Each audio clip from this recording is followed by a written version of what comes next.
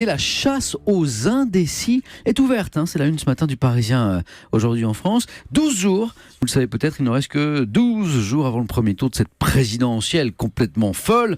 Et plus du tiers des électeurs n'auraient pas encore arrêté leur choix. C'est une première sous la 5e.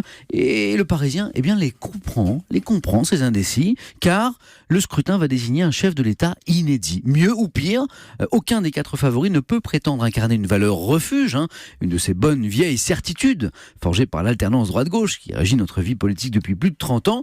Et le Parisien précise, la radicalité de Jean-Luc Mélenchon et Marine Le Pen fait peur. L'inexpérience d'Emmanuel Macron effraie. Le cynisme de François Fillon exaspère.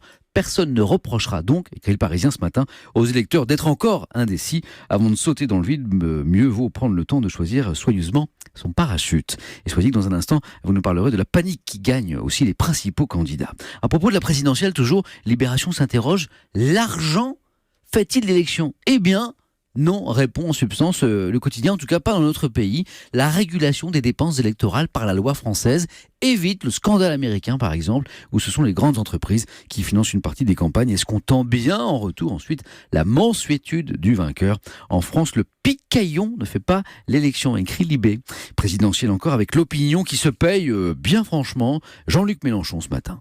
Augmentation brutale du SMIC, 6e semaine de congés payés, les 32 heures, la retraite à 60 ans pour tous, le droit au syndicat d'interdire les licenciements, augmentation du nombre de fonctionnaires, retour aux nationalisations, hausse d'impôts dans tous les sens. L'opinion a décidé de grossir un petit peu le trait ce matin et titre que Mélenchon c'est back in the USSR. Back in the US, back in the US, back in the USSR. Un petit Beatles de bon matin, ça ne fait jamais de mal. Voilà.